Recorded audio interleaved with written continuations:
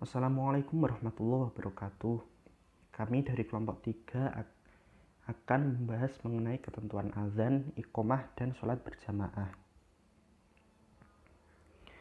Anggota kelompok kami adalah Aisyah Maulidina dan Muhammad Tegar Hari Sidki. Pembahasan yang akan kita bahas pada materi kali ini adalah yang pertama, ketentuan azan dan iqomah, yang kedua, ketentuan sholat berjamaah, yang ketiga, ketentuan makmum masbuk, yang keempat, cara mengingatkan imam yang lupa, dan yang kelima, cara mengganti imam yang batal di tengah sholat. Yang pertama, mengenai ketentuan azan dan iqomah. Pengertian azan dan iqomah. Secara syarok, azan memiliki makna zikir atau penyebutan lafaz tertentu yang disunahkan oleh syariat guna memanggil manusia untuk melakukan sholat yang diwajibkan secara hukum asal oleh tiap orang. Azan adalah menginformasikan atau memberitahukan tentang waktu sholat dengan kata-kata tertentu. Sedangkan iqomah adalah zikir atau penyebutan lafaz tertentu guna membangkitkan para muslimin untuk segera melaksanakan sholat. Selanjutnya, hukum azan dan iqomah. Hukum azan adalah sunnah muakkad dalam pelaksanaan sholat Jumat dan sholat 5 waktu. Beberapa ulama berpendapat bahwa azan sholat Jumat adalah fardu kifayah dan azan sholat 5 waktu adalah sunnah. Meskipun lebih ditekankan pada azan sholat 5 waktu dan azan sholat Jumat, kita juga dianjurkan untuk selalu azan apabila hendak melaksanakan sholat, baik itu sendiri maupun berjamaah di tempat-tempat yang memungkinkan kita untuk azan. Selanjutnya adalah keutamaan azan dan iqomah. Dalam hadis riwayat Imam Ahmad disebutkan bahwa keutamaan azan yaitu: 1. Muadzin diampuni dosanya selama azan dan di akhir azan. 2. Didoakan oleh semua makhluk yang basah dan kering. Yang ketiga, memperoleh pahala orang yang sholat bersamanya. Maksudnya apabila muadzin azan dan karena azannya itu orang-orang akhirnya datang untuk sholat berjamaah, maka muadzin mendapatkan pahala sebagaimana orang-orang yang telah datang karena lantunan azannya. Dan yang terakhir adalah masuk dalam golongan orang yang panjang leher di hari kiamat. Maksudnya diselamatkan di hari kiamat nanti. Adapun beberapa hikmah dari azan adalah: yang pertama, mengajak umat Islam untuk melaksanakan sholat berjamaah. Yang kedua, memberitahu waktu sholat. Yang ketiga, menampakkan kebesaran serta keagungan yang dimiliki oleh umat Islam.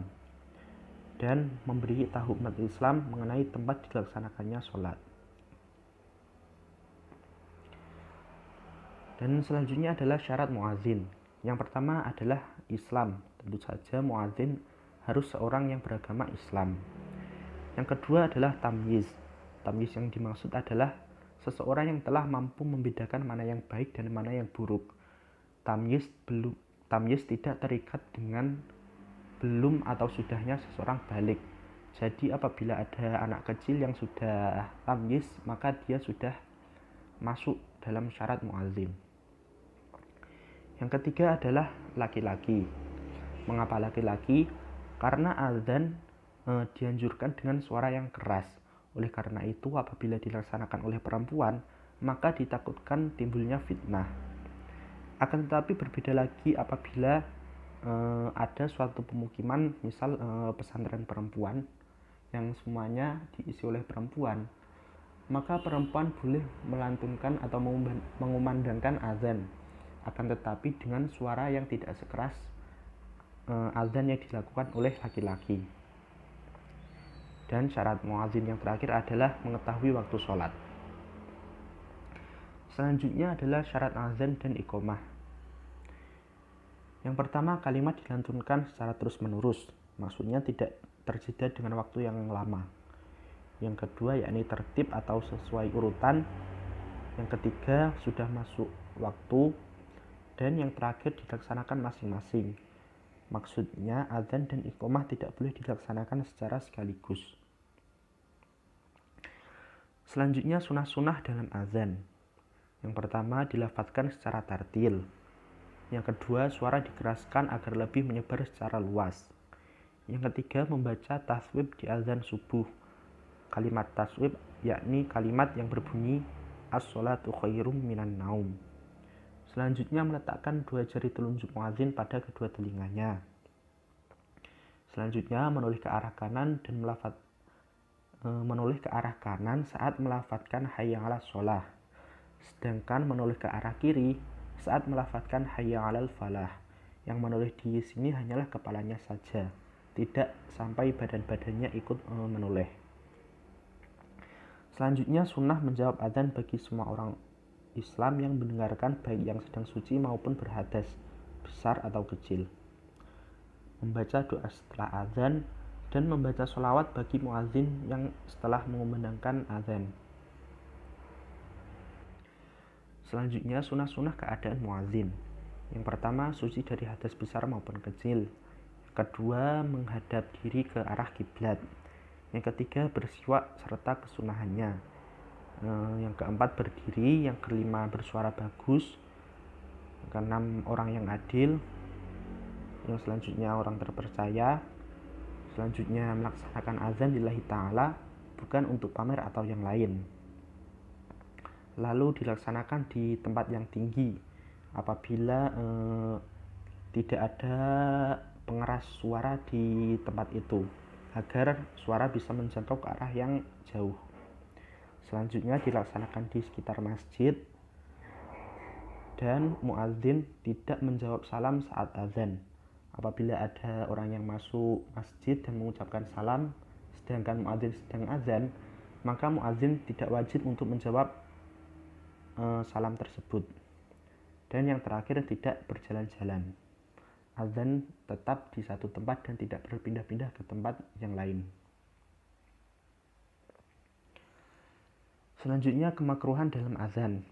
Yang pertama, terlalu memanjangkan lafaz azan. Yang kedua, berbicara tanpa ada alasan yang penting di tengah azan. Yang ketiga, mengumandangkan tidak dalam berdiri kecuali bagi yang berhalangan. Jadi, apabila muadzin berhalangan untuk berdiri, misal saat azan tiba-tiba kakinya kesleo atau apa, maka dia diperbolehkan untuk tidak berdiri atau boleh untuk duduk. Selanjutnya, keluar dari masjid setelah azan kecuali ada keperluan. Apabila azan dilantunkan dan orang telah masuk ke masjid, maka setelah azan orang itu makruh untuk keluar dari masjid. Selanjutnya, tidak menghadap kiblat. Muadzin tidak menghadap kiblat adalah suatu kemakruhan. Selanjutnya, dikumandangkan oleh orang fasik atau tidak tamyiz. Dan yang terakhir, dalam keadaan junub kecuali di tengah-tengah azan. Misal saat azan dan tiba-tiba hal yang tidak diinginkan itu terjadi, maka muadzin tetap boleh melakukan atau meneruskan azan yang telah ia mulai. Demikianlah presentasi dari saya. Mohon maaf apabila ada kekurangannya. Materi selanjutnya akan dilanjutkan di presentasi Mbak Aisyah. Terima kasih.